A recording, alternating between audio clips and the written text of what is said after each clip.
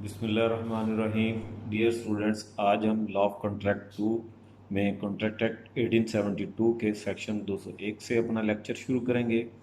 Section 201 deal करता है termination of agency को। बिजनेस ऑफ एजेंसी वो मुख्तलिफ तरीक़ों से ख़त्म हो सकता है। सबसे पहले उसमें it can be terminated by the principal at any time by revoking his authority. Principal ने एजेंट को जो अथॉरिटी दी है in the contract of agency, वो उस अथॉरिटी को जब रिवोक करेगा तो बिजनेस ऑफ एजेंसी टर्मिनेट हो जाएगा, ख़त्म हो जाएगा। इनका जो कॉन्ट्रैक्ट है वो एंड हो जाएगा।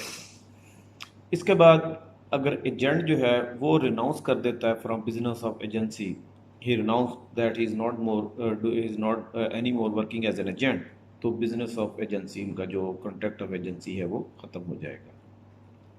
या जिस बिज़नेस के लिए मकसद के लिए वो एजेंसी क्रिएट की गई, कॉन्ट्रैक्ट ऑफ एजेंसी दोनों ने साइन किया, तो जब वो बिज़नेस अकम्प्लिश हो जाएगा, कंप्लीट हो जाएगा वो टास्क, तो उसके साथ वो कॉन्ट्रैक्ट ऑफ एजेंसी ख़त्म हो जाएगा।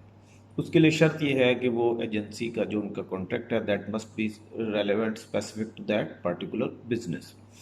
या अगर उन्होंने एक स्पेसिफिक डेट के लिए वो क्रिएट किया है कॉन्ट्रैक्ट, तो जब वो डेट पूरी आ जाएगी तो उस डेट के ख़त्म होने पे वो उनका कॉन्ट्रैक्ट ऑफ एजेंसी ख़त्म हो जाएगा। इसी तरह अगर प्रिंसिपल या एजेंट में से किसी एक की डेथ हो जाए या उनमें से कोई एक जो है वो अनसाउंड माइंड डिक्लेयर हो जाए, तो उस सूरत में भी उनका कॉन्ट्रैक्ट ऑफ एजेंसी ख़त्म हो जाएगा। या अगर प्रिंसिपल जो है वो किसी ऐसे लॉ के तहत जो कि इंसॉल्वेंट डेटर्स को रिलीफ देने के लिए बनाया गया है, उस लॉ की किसी प्रोविजन के तहत प्रिंसिपल इंसॉल्वेंट डिक्लेयर हो जाता है, he has been adjudicated as an insolvent, तो उनका कॉन्ट्रैक्ट ऑफ एजेंसी वो ख़त्म हो जाएगा। इसके बाद सेक्शन 202 डील करता है termination when agent has an interest in the business of an agency. अगर बिजनेस ऑफ एजेंसी जिसके लिए उन्होंने अपना एग्रीमेंट किया है उस बिजनेस में एजेंट का भी कोई इंटरेस्ट इन्वॉल्व है, तो उस एजेंट का जो इंटरेस्ट है उसकी वायलेशन करते हुए उस प्रेजुडिस टू दैट इंटरेस्ट उस बिजनेस को ख़त्म, उस कॉन्ट्रैक्ट को ख़त्म नहीं किया जा सकता।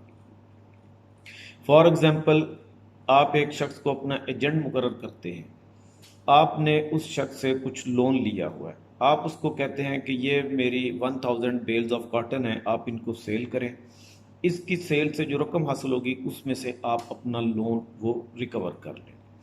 अब प्रीसीडिंग सेक्शन जो हमने सेक्शन 201 पढ़ा उसके तहत प्रिंसिपल जो है वो ख़त्म कर सकता है business of contract of agency को, लेकिन यहाँ पर प्रिंसिपल कॉन्ट्रैक्ट ऑफ एजेंसी को ख़त्म नहीं कर सकता। क्यों? कि इस बिजनेस ऑफ एजेंसी में उस एजेंट का राइट इन्वॉल्व है, उसने उसके सेल प्रोसीड से अपना जो लोन है आपके ज़ुम्मे वो उसने रिकवर करना है। तो इस सूरत में to the prejudice of the interest of the agent, आप प्रिंसिपल की हैसियत से उस कॉन्ट्रैक्ट को टर्मिनेट नहीं कर सकते। इसके बाद सेक्शन 203 है कि प्रिंसिपल किस वक्त अपने एजेंसी की जो अथॉरिटी उसने दी है उसको एजेंट को वो रिवोक कर सकता है।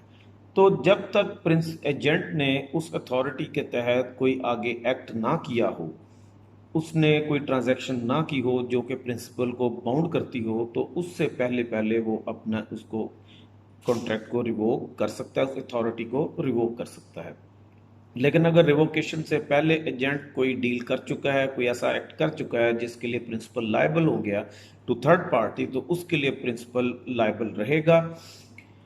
उससे एक्ट के करने से पहले पहले वो अपनी एजेंसी को एट एनी टाइम रिवोक, अपनी अथॉरिटी जो उसने एजेंट को दी है उसको रिवोक कर सकता है।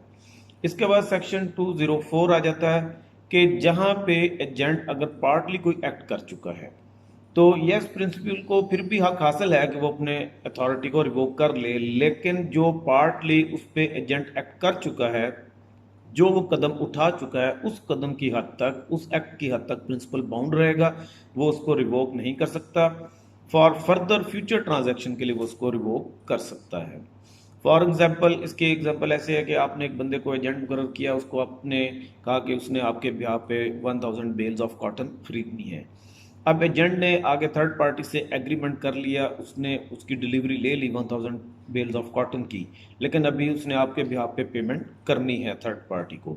अब पार्टली वो एक्ट कर चुका है, मींस बेल ले चुका है, पार्ट उसका एक रहता है कि उसने पेमेंट करनी है, तो इस स्टेज पे आके प्रिंसिपल अपनी अथॉरिटी को रिवोक नहीं कर सकता। अब वो ट्रांजैक्शन एजेंट पूरी करेगा। इसके बाद सेक्शन 205 है कि अगर किसी वक्त प्रिंसिपल वो एजेंसी को रिवोक करता है, अपनी अथॉरिटी विड्रॉ करता है, या एजेंट रिनाउंस करता है, वो छोड़ देता है बिजनेस ऑफ एजेंसी को, लेकिन उनका जो कॉन्ट्रैक्ट ऑफ एजेंसी था उसमें इम्प्लॉयडली या एक्सप्रेसली ये चीज़ तय की गई थी कि एक स्पेसिफिक डेट से पहले उस बिजनेस को ख़त्म नहीं किया जाएगा, वो बिजनेस एक स्पेसिफिक डेट तक चलेगा। तो अगर उस डेट से पहले प्रिंसिपल अपनी अथॉरिटी को विड्रॉ कर लेता है, या एजेंट अपने उस जो रिस्पॉन्सिबिलिटी को रिनाउंस कर देता है एजेंसी को, तो इन एनी केस दोनों में से जो भी ये एक्ट करेगा उसको दूसरी पार्टी को उस रेवोकेशन के बदले कंपनसेशन पे करनी पड़ेगी। अगर प्रिंसिपल रिवोक करेगा तो उसको एजेंट को कंपनसेशन देनी पड़ेगी, और अगर एजेंट रिवोक करेगा तो उसको प्रिंसिपल को कंपनसेशन देनी पड़ेगी। ये उस सूरत में है, इसको आपने ज़हन में रखना है कि जब एक उन्होंने इम्प्लाइडली या एक्सप्रेसली ये कॉन्ट्रैक्ट किया है कि ये उनका कॉन्ट्रैक्ट एक स्पेसिफिक डेट तक कंटिन्यू करेगा। Thank you very much. आप इस लेक्चर को सुने, बुक से पढ़ें इनको, सेक्शंस को, और अगर आपको कोई बात समझ नहीं आती तो आप मुझे व्हाट्सएप ग्रुप में क्वेश्चन करें, इंशाल्लाह I will try to explain it to you. Thank you very much. अल्लाह हाफिज़।